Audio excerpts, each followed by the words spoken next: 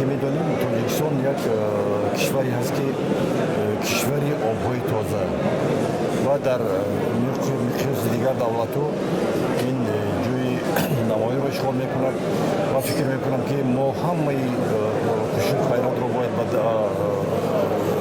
به دست گیریم و استفاده هر یک قطره آبی که هست از مد نظر دور نمانیم و استفاده ثمرات که اون رو برای مانده توانیم و از همه مهمش فکر میکنم که برای استفاده آب برای نگهداری تازگی آب یک معرفتی خوبی اکولوژی مردم نیز در اینجا باید که بررسی شود، دیده شود، برای مانده شود زیرا که آب این معجزه بهترین و فکر میکنم از همه بالاتر است.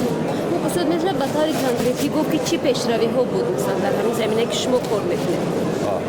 در زمینه که ما کار فعالیت میکنیم میبینید که در سمت کشاورزی از آن جمله سمت باغداری بسیار نتیجه خوب به دست آمده، یعنی که میدان‌های زیادی باغ‌ها بنیاد گردیدند و در نقشه از در آینده زیاد کردن آنها از جمله باغ‌های سرمحصول سرحاصل که در آینده تواند رقابت پذیر نسبت به دیگر دولت‌ها و دیگر وایایی که محصولات کشاورزی از آن جمله باغداری برای می‌ماند.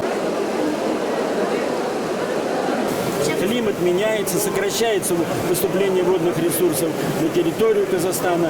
Ледники тают, 40% уже уменьшились площади ледников, с которых питаются наши реки. И какие-то шаги надо предпринимать. А в первую очередь это шаги, это переход на водосберегающие технологии.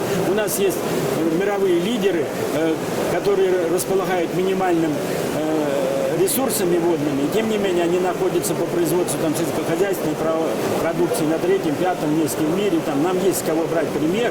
И сейчас в Казахстане именно, особенно при подготовке к Экспо 2017 года, идет интенсивная наработка и применение этих технологий водосберегающих. Во всех отраслях, в сельском хозяйстве, промышленности, на бытовом уровне. Мы должны сократить водозабор из водных источников.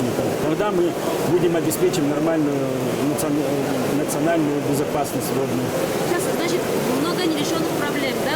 Ой, проблем много. Везде. У нас лимитированное водопользование во всех центральноазиатских республиках. И как вот эти располагаемые водные ресурсы распределить так, чтобы мы интенсивно развивались и двигались, это вот задача архиважная для всех республик, и для Казахстана в частности тоже. А за это 10 лет, которые прошло, вот это пока не нашло свое решение? Потихонечку мы двигаемся. Я же сказал, у нас принят указом президента национальная программа управления водными ресурсами. Она материализовалась в постановлении правительства, план по выполнению этой программы. И там конкретно указаны министерства, сроки, деньги соответствующие выделены. И все это по годам потихонечку начинаем мы двигаться к освоению вот этих вот программ, указа к обеспечению водной безопасности. Все-таки думаете, 10 лет это малый срок? Конечно, малый. А потом, вы знаете, нам надо, у нас вот программа 2030, у нас по экологии было записано, что не допустить ухудшения экологического состояния территории Республики Казахстан. А в новой программе, в 2050, к которой мы приступили к реализации, обойти тридцатку экономически развитых стран мира, у нас уже стоит обеспечить улучшение экологических комплексов на территории Республики Казахстан. А экологические комплексы, они существуют за счет водных ресурсов.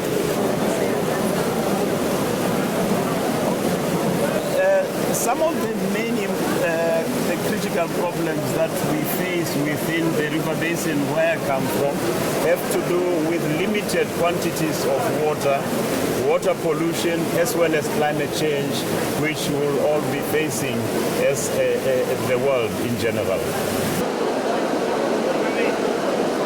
В этом десятилетии у нас же несколько программ по воде было, и мы же идем по ним, выполняем. И еще у нас, кроме того, что ведь питьевая вода, у нас же есть еще и оросительная вода. Мы же должны каким-то образом и сельское хозяйство, и потом промышленные предприятия тоже же работают на воде. Без воды-то никакое предприятие не будет работать. Много оборудования имеет паспортные данные, где определенный объем воды должен быть. Поэтому здесь все. И сейчас у нас ставится вопрос, чтобы рационально использовать водные ресурсы. То есть как?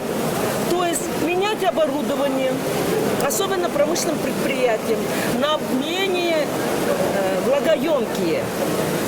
И прямо в водном кодексе есть статья, где четко написано, каждые 5 лет разрабатывать индивидуальные нормы водопотребления. То есть с понижением тех норм, которые были до сегодняшнего дня. У тебя кругозор расширяется. Допустим, Иордания вообще пустыня. А у нас по сравнению с Иорданией и Казахстаном, можно сказать, водный. И мы плачем, что воды нет. Вот мы у них должны пример брать, как они выживают в тех пустынных условиях. Но я в тех регионах бывала, я видела, они каждую каплю берегут. Они зимний период, у них зимой только атмосферные осадки. В зимний период собирают атмосферные осадки и все лето потихоньку ее используют. Но как они ее собирают?